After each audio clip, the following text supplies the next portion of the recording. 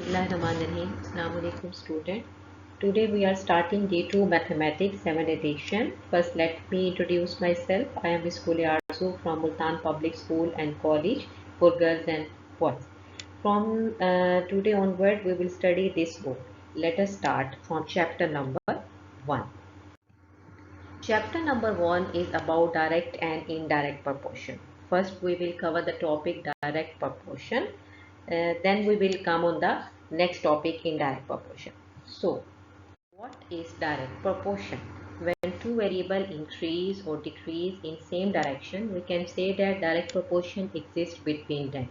It means that, for example, if you are having two quantities, if one is increasing, then other would also be increased, and if one is decreasing, then other would also be decreased. So let us define the direct proportion with an example from our daily life. So, example of direct proportion is, let us suppose that you are buying a lead pencil. Okay? If the quantity of your lead pencil is 1, for example, I want to say that if the price of one lead pencil is 10 rupees, then definitely if you will increase your quantity of pencil, your price will also be increased. For example, if you will buy two pencils, then you will pay 20 rupees for these two pencils. Same like three pencils, you will pay 30 rupees. Four pencils, you will pay 40 rupees. Five pencils, you will pay 50 rupees. So you can say that your price of product and the quantity are directly proportional to each other. Graph of direct proportion. Graph of direct proportion is always a straight line and it's a race from left to right. It means that your totally graph on your quantity of pencils and your price of pencils. So if you will increase your quantity, your price will also be increased. If you will decrease your quantity, your price will also be decreased. Rate.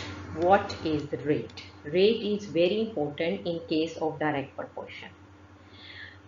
Basically, a rate is the ratio of two variables, independent and dependent variables. Here, which the example which we have discussed about the lead pencils. Here we are having two variables like price of pencils and the quantity of pencils.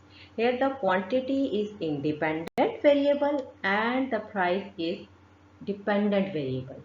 So you can imagine like that your quantity of pencils are independent, but your price are depending on your quantity.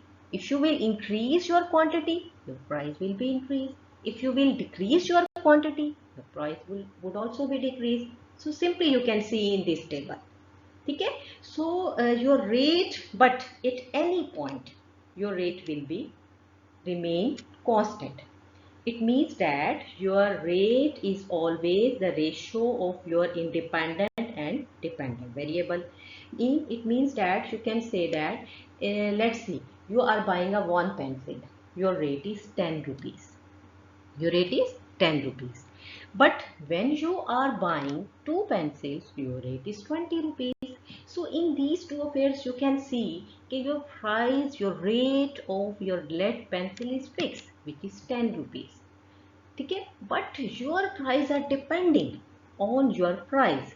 Okay? As soon as you are increasing your price, your rate is also increasing. So it's simply you can say that your rate is always ratio of your independent and dependent variable. It means that your rate is always is the ratio of your quantity of things which you are buying and the rate of your things which you are buying.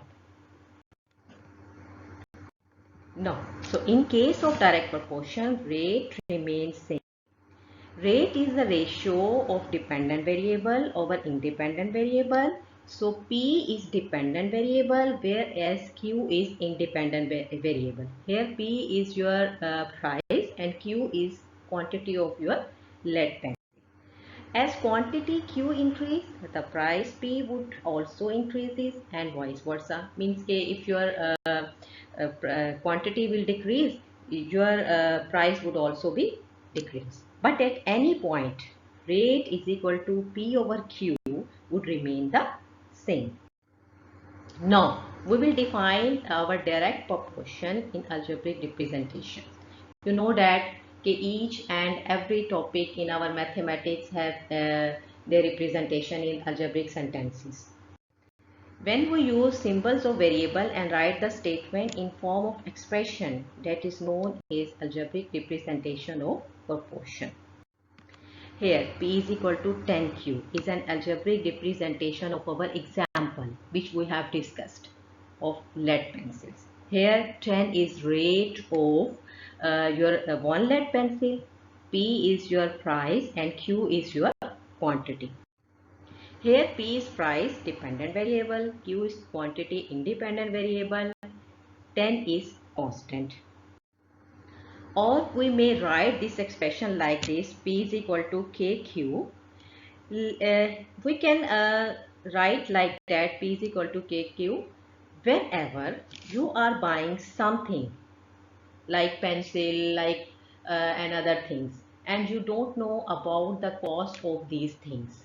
Okay, here the example which we have discussed, इस example में हमें ये पता था कि हमारी एक lead pencil की कॉस्ट क्या है 10 रुपीज, लेकिन whenever you are buying something and you don't know about the price of these things, ठीक है, so it means that the price are unknowns in the exercise. When you will do the question, in many question you are having unknown cost, then you will use this formula. Here K is constant when you will don't know about your cost of your given things. So here I have also written this. Here K is constant. Now practice now 1. This is a question from your exercise. Practice now 1. We will do this question, then I will give the rest of the question and some question in your home task. So the statement of this question is: if 50 gram of sweet costs $2.10, find the cost of 380 gram of sweets, giving your answer correct to the nearest to 5 cents. So my dear, here it is given the cost of 50 gram sweets. For example, if you are buying sweets, you know when you are buying something, each things have your mass. Like you are buying a milk, you will use the units liter, and you are buying something other things kg and like that. Okay, so it's here it is given that the sweet of 50 gram is $2.10, and then you have to find the cost of 30 gram of sweets. Okay, it is given that if you are buying 30 gram of sweets, then what will be the cost of sweets? My dear, you know very well that we have given 50 gram of sweets $2.10. Now the next place you are buying 380 gram of sweets and you have to find the cost of 380 gram of sweets. So you can see that before solving this question, first of all understand this question. Okay, you can see that now you are buying 380 gram of sweets. Okay, so quantity of sweets are increasing. You can see that now. So definitely your rate, your cost of sweets would also be increased. So let us start this question. Let us suppose x1. Okay, before this I have discussed all this topic with algebraic expression. Okay, so we will solve this question by algebraic sentence. Okay, so x1 is 50, y1 is $2.10. Here we will suppose that x1 is the mass, is the weight of the sweets, and y1 is the cost of the sweets, $2.10, which is given. Okay, now let us suppose that x2 is equal to 380 gram of sweets and y2 is equal to the cost of the 380 gram of sweets which we have to find. Okay, now formula. Here we will use the formula x1 y2 is equal to y1 x2. You can also use this type of formula, x1 over x2 is equal to y1 over y2. You can use this formula also. Now come to the next step. Now we will put the values of x1, y1 and whatever y2.